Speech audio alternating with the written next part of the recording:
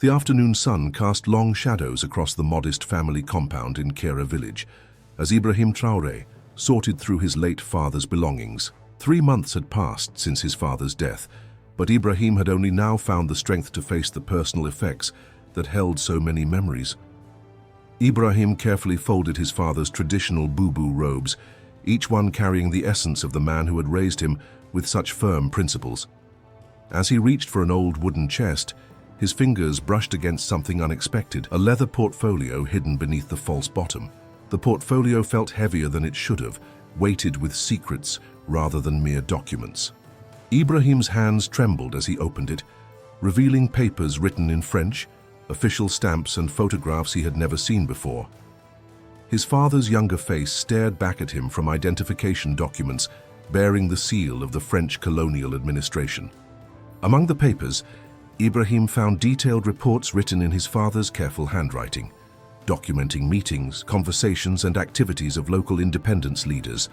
His heart raced as the implications became clear. His mother's footsteps approached, and Ibrahim quickly closed the portfolio. The woman who entered had aged gracefully, her weathered hands telling stories of decades spent working the land. She noticed his troubled expression immediately.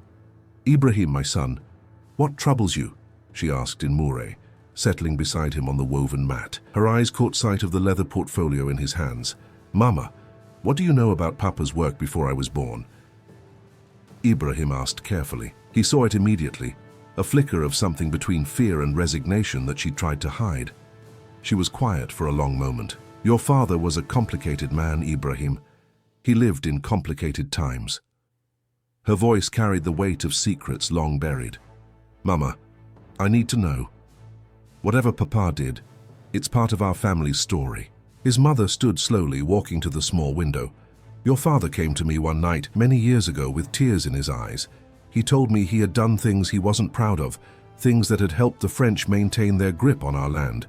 He said he had been young, naive, and easily manipulated." Ibrahim felt his world tilting. "How is that possible?" "Papa was the one who taught me to question authority, to fight for our people's freedom. That is exactly why he taught you those things, because he learned the hard way what happens when you betray your own principles."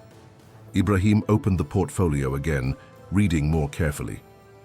The reports detailed independence movement meetings, listed names of key organizers, and included sketches of planned demonstrations. His father had been an informant during the critical years following independence. Among the documents, Ibrahim found a sealed envelope marked "For my son when he is old enough to understand." His hands shook as he opened it. "My dear Ibrahim," the letter began, "if you are reading this, then you have discovered the truth about my past. I was 23 when they first approached me. They said I could help bring stability to our newly independent nation. They convinced me that the independence leaders were dangerous radicals who would destroy our country."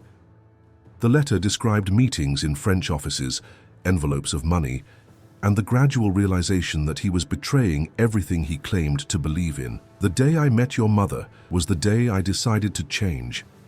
I stopped meeting with my French contacts and dedicated my life to raising a son who would never make my mistakes." His mother sat beside him again. "Your father spent the rest of his life trying to make amends. Everything he taught you about integrity came from his own failures.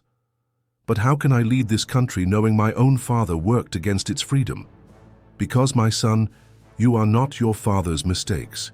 You are the man he raised you to be after he learned from those mistakes." The final page contained his father's most important message. "Use this knowledge wisely, my son. Let my failures guide you toward better choices. Our people deserve leaders who understand the cost of betrayal and the value of genuine independence." The next morning brought no relief from the emotional storm that had consumed Ibrahim through a sleepless night. He sat on the small veranda, the morning mist still clinging to the acacia trees. His mother moved quietly in the kitchen, but he could sense her watchful concern. "Mama," Ibrahim called softly, and she appeared with steaming tea. "Tell me about the early days after independence. When did you begin to suspect something was wrong?" She settled beside him. "The night of the student demonstrations in 1975. Your father came home covered in dust, muttering about how the students didn't understand governance complexities. but his eyes showed a man who no longer believed his own words. The implications hit Ibrahim like a physical blow. The student demonstrations had been crucial in shaping the consciousness that would lead to Thomas Sankara's revolution. I confronted him that night. We fought terribly. He left and didn't return for 3 days. When he came back, he was broken. He sat where you're sitting now and told me everything. The sound of approaching footsteps interrupted them. Ibrahim's younger sister, Aminata, appeared around the corner, her face showing strain from the month since their father's death. "Brother, there are rumors in town that you've discovered something significant among Papa's belongings," Ibrahim carefully explained the discovery. When he finished, Aminata sat in thoughtful silence. "This explains so much," she finally said. "Do you remember how Papa would become agitated whenever anyone spoke positively about French development aid? What are you going to do with this information?" Aminata asked. "As leader of our country, you have responsibilities beyond our family's private shame." "I don't know. Part of me wants to destroy these documents, but another part wonders if this knowledge could serve a greater purpose." The conversation was interrupted by Captain Ouedraogo, one of Ibrahim's trusted military advisors. "Mr. President, forgive the interruption, but there's been a development requiring your immediate attention. Intelligence services have detected unusual French diplomatic activity, meetings with former officials and traditional leaders." The irony struck Ibrahim immediately. Here he was, grappling with his father's past collaboration, while current French operatives potentially worked to undermine his government. "I'll need to return to Ouagadougou immediately," Ibrahim said. As his convoy prepared for departure, his mother approached with the leather portfolio. "Take these with you. Your father's mistakes may provide insight into your current challenges." The presidential palace felt different when Ibrahim returned, as if the walls had absorbed the weight of his new knowledge. Captain Ouedraogo briefed him as they walked through corridors. "French officials are meeting with several former ministers, discussing economic partnerships with political assessments of your government's stability." Ibrahim listened with grim familiarity. The tactics seemed unchanged. Foreign powers still sought influence through promises of cooperation and warnings about radical leadership. "Schedule a meeting with the intelligence chief. I want historical context on how current operations connect to past interference patterns." In his office, Ibrahim spread his father's documents across his desk, studying them with new eyes. The reports detailed sophisticated psychological techniques used to recruit and maintain informants. The French had understood that effective control required willing collaborators who believed they were working for stability rather than foreign domination. Major Ouedraogo arrived within the hour. "Major, these papers document French intelligence operations from the 1960s and 70s. How do those patterns relate to current activities?" The Major examined the documents with professional interest. "The methods described here match reports from across West Africa during that period. What's sophisticated is how they framed collaboration as patriotic duty. And these tactics, are they still used today?" "Absolutely. Instead of fighting communist influences, modern operations focus on terrorism prevention and economic stability. They still recruit partners by convincing them that French involvement serves national interests." Dr. Fatima Konate, his international relations advisor, arrived as they discussed the documents. "These reports document systematic undermining of independence movements using African collaborators," she observed after reviewing them quickly. "What strikes me most is how they convinced locals that betraying liberation movements served their country's interests. How do we guard against this today?" "The first step is understanding these operations never ended. They evolved," Dr. A. Konate replied.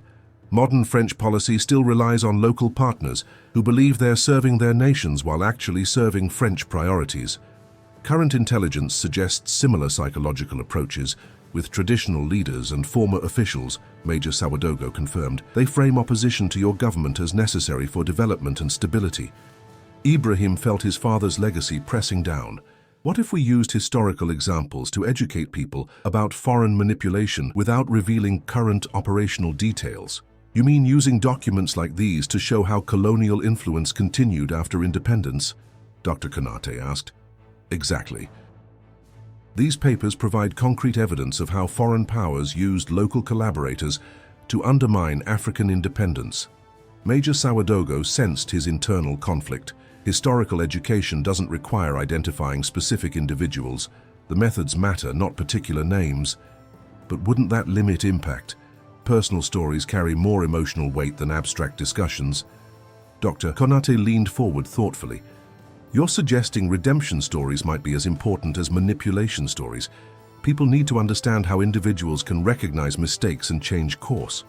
Ibrahim nodded, feeling clarity about his father's legacy. Perhaps the most powerful message isn't that collaboration is unforgivable, but that recognition and redemption are possible. That evening, alone in his office, Ibrahim reread his father's letter with new understanding. The documents weren't just evidence of wrongdoing, they were a roadmap for understanding ongoing manipulation. His father's shame had been transformed into a tool for protecting future generations. 3 days later, Ibrahim faced an emergency cabinet meeting. Reports surfaced of increased French diplomatic pressure on neighboring countries, suggesting Burkina Faso's anti-colonial stance was destabilizing the region. Minister of Defense Colonel Traoré presented intelligence. French officials met with business leaders in Ghana and Ivory Coast, expressing concerns about President Traoré's policies affecting regional stability. They're framing our independence initiatives as threats to West African unity. Ibrahim recognized the familiar language, nearly identical to what his father's handlers had used 50 years earlier. They're offering increased development aid to countries maintaining balanced relationships with France, Foreign Minister Diallo added. Clear economic isolation attempts. Dr. Konate spoke up. Textbook divide and conquer strategy. Economic incentives prevent regional solidarity while painting us as destabilizing. Ibrahim's mind raced to his father's confession about believing French stability promises. We need to counter this narrative by exposing the manipulation without seeming defensive. What do you have in mind, Mr. President? Colonel Traoré asked. We're holding a conference on African independence and sovereignty. We'll invite historians, political scientists, and former officials to discuss ongoing decolonization challenges. How will that address immediate pressures? Minister Diallo seemed skeptical. We'll use historical evidence to demonstrate how foreign interference actually works. We'll show concrete examples of how colonial powers maintained control after independence, how they recruited collaborators, and how these patterns continue. Dr. Konate's eyes lit up. Education as political weapon. If people understand historical patterns, they'll recognize current manipulation, and we have unique historical documents that could make this incredibly powerful. Ibrahim approached his moment of decision. Documents showing exactly how French intelligence operated during crucial post-independence years. The room fell silent. Major Sawadogo understood immediately. Mr. President, using those documents publicly would be significant. Are you prepared for the reactions? I believe transparency about historical manipulation is essential for preventing future manipulation. These documents could protect not just Burkina Faso, but the entire region. Over the following hours, they developed the Ouagadougou Conference on African Sovereignty and Decolonization Framework. The event would unite scholars, former leaders, and civil society representatives, focusing on understanding psychological and economic mechanisms foreign powers use to maintain influence. That evening, Ibrahim called his mother. Mama, I've decided to use Papa's documents publicly, but honoring his memory rather than shaming it. Tell me what you have in mind, my son. Ibrahim explained the conference concept, emphasizing how his father's story would represent recognition and redemption rather than simple betrayal. I want to show people can break free from foreign manipulation, that resistance is possible even after compromise. Your father would be proud. He always hoped his mistakes could serve a greater purpose. Within days, word reached French diplomatic circles, generating intense pressure on Burkina Faso's neighbors to discourage participation. President Ouattara of Ivory Coast called directly. My friend, I'm hearing troubling reports about this conference. Are you certain this is wise? France remains an important economic partner. Brother, we're simply discussing history and its lessons. Why should historical scholarship threaten anyone? Ibrahim replied carefully. You know this isn't just about scholarship. You're challenging fundamental relationships that have sustained regional stability for decades. What kind of stability requires ignoring how foreign powers manipulate our politics? What kind of independence exists when we can't discuss our own history? The conversation ended tensely, clarifying exactly why the conference was necessary. Too many African leaders had internalized accommodation logic, believing challenging foreign interference was more dangerous than accepting it. Dr. Konate helped refine messaging. We focus on patterns and methods rather than specific countries. We discuss how all former colonial powers use leverage to maintain influence. Make it about African empowerment, not anti-French sentiment. As preparations intensified, Ibrahim realized he confronted the same challenge his father had faced, serving African independence while navigating complex international relationships and domestic pressures. The difference was, Ibrahim now had his father's hard-won wisdom, plus deeper understanding of manipulation mechanisms.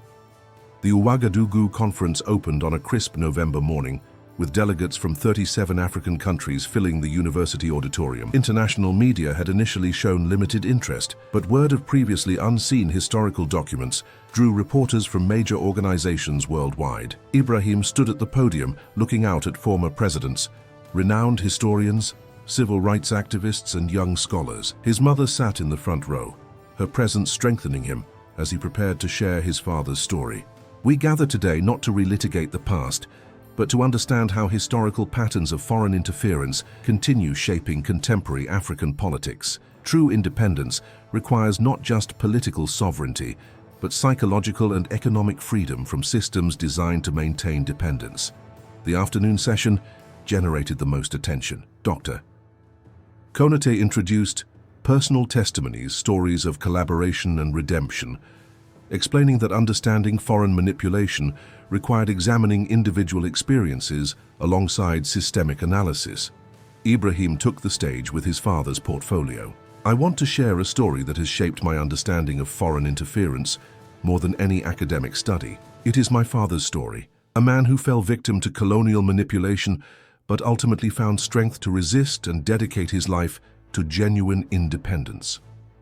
He opened the portfolio and began reading from reports, his voice steady despite emotional weight. The audience listened in silence as Ibrahim detailed how French intelligence recruited a young, idealistic man with promises of education and opportunities. My father was told independence leaders were dangerous radicals who would destroy Burkina Faso's stability. He was convinced that providing information would help maintain peace and enable responsible progress towards self-governance. Ibrahim displayed report copies on screens, sensitive details redacted but essential content visible. The manipulation's sophistication became apparent, not crude bribery, but psychological conditioning convincing collaborators they were patriots. The tragic irony was my father genuinely believed he was protecting our country from chaos. The French understood effective control required willing collaborators who saw themselves as responsible moderates rather than foreign agents. Former President Obasanjo raised his hand. What you're describing matches continental patterns. How did your father eventually recognize the deception? Ibrahim smiled sadly. Love, honestly. When he met my mother, her trust forced him to confront the contradiction between private actions and public values. He read portions of the confession letter, describing the student demonstration night when the collaborator realized he was helping suppress the freedoms he claimed to support. My father spent 40 years atoning by raising a son who would understand independence value and foreign manipulation danger. Sustained applause erupted, but Ibrahim raised his hand. This story isn't unique to my family. Across Africa, foreign powers continue recruiting local partners using identical psychological techniques. The conference's second day featured intensive workshops on recognizing and countering foreign interference. Participants shared experiences revealing remarkably similar continental patterns. The methods had evolved, but essential strategy remained unchanged. On the final day, Ibrahim delivered the concluding address. My father's story teaches us redemption is possible, but only through honest acknowledgement of how foreign manipulation works. We cannot achieve genuine independence by pretending these pressures don't exist. He announced the African Institute for Sovereignty Studies establishment, continuing research on foreign interference patterns and developing educational resources for organizations, institutions, and officials across the continent. This institute will be funded entirely by African resources, accepting no external funding that could compromise independence. Its mission ensures future generations understand both historical foreign interference patterns and psychological mechanisms, making such interference effective. Response exceeded all expectations. Within weeks, similar discussions happened in universities and organizations across the continent. The hashtag #African Sovereignty trended on social media, with young people sharing family stories of collaboration and resistance. French reaction was swift and harsh. France recalled its ambassador and suspended development programs. European officials expressed concern about inflammatory rhetoric, damaging diplomatic relationships. Western media questioned Ibrahim's mental stability. Ibrahim weathered these attacks with confidence from understanding their true nature. They're proving our point. If this was really just academic historical discussion, why would it generate such intense diplomatic pressure? Domestic response was overwhelmingly positive. Ibrahim's approval ratings reached new heights as citizens appreciated his truthfulness about foreign manipulation. Public demonstrations drew unprecedented crowds with signs reading "No more colonial lies" and "African solutions for African problems." More importantly, other African leaders began expressing private support. President Ruto called to congratulate him on having courage to say what many of us have been thinking. Several West African presidents quietly indicated interest in hosting follow-up conferences. The breakthrough came when President Ramaphosa publicly endorsed the Ouagadougou Declaration, calling for greater African unity in resisting foreign interference. The time has come for Africa to speak honestly about ongoing decolonization challenges and sophisticated methods used to maintain psychological and economic dependence. Within 6 months, the African Union established a Committee on Sovereignty and Independence, developing continent-wide policies for recognizing and countering foreign manipulation. The committee's first report, heavily influenced by insights from Ibrahim's father's documents, became required university reading across Africa. Ibrahim often reflected on the irony that his father's deepest shame had become foundation for continental awakening. The collaboration that had caused decades of guilt had ultimately provided evidence needed to expose and combat ongoing colonial interference. One evening, walking through presidential gardens with his mother, she shared her reflections on their family story's transformation. Your father would be amazed. He spent years believing his mistakes were unforgivable, that he had permanently damaged his ability to serve our people. He never imagined his confession could become a liberation tool. Ibrahim nodded, feeling his father's legacy in a new way. Papa taught me that redemption requires more than personal change. It requires using our mistakes to prevent others from making the same errors. His documents weren't just evidence of failures, they were a manual for recognizing and resisting foreign manipulation. The movement Ibrahim started was spreading beyond academic conferences into practical policy changes across the region. As months passed, Ibrahim established regular communication with his father through grave visits in Kera village. "Papa, your story has become our story," he whispered during one visit, placing fresh flowers on the modest marker. "Your shame has become our strength. Your collaboration has become our resistance." The Ouagadougou conference impact continued reverberating throughout Africa and beyond. Academic institutions began offering courses on decolonial psychology and recognizing foreign interference. A new generation of African leaders emerged who had been educated about neo-colonialism's psychological and economic mechanisms. Ibrahim's political position strengthened dramatically as other leaders recognized his approach's effectiveness. Rather than simply opposing foreign interference through angry rhetoric, he had provided concrete evidence and practical education, making such interference much more difficult to implement successfully. In quiet moments, Ibrahim returned to his father's final letter. "Use this knowledge wisely, my son. Let my failures guide you toward better choices." Our people deserve leaders who understand the cost of betrayal and the value of genuine independence. The letter had become more than personal confession. It was a political manifesto that helped reshape African consciousness about ongoing decolonization challenges. Ibrahim's father had achieved in death what he couldn't accomplish in life: meaningful contribution to Africa's liberation from psychological and economic colonialism. The leather portfolio that once contained shame evidence now resided in the African Institute for Sovereignty Studies archives, serving as primary source material for researchers studying neo-colonial manipulation techniques. Students from across the continent examined these documents, learning how psychological conditioning and economic incentives could turn patriots into collaborators. As Ibrahim prepared for sleep, he felt the satisfaction that comes from transforming personal pain into public progress. His father's collaboration, which had seemed like irredeemable betrayal, had become foundation for new understanding of how foreign powers maintained control over supposedly independent nations. The secret letter that had threatened to destroy his father's reputation had instead become foundation for a new chapter in Africa's ongoing struggle for genuine independence. The weight of leadership felt different now, informed by deep understanding of foreign manipulation and strengthened by knowledge that even shameful mistakes could be transformed into tools for justice.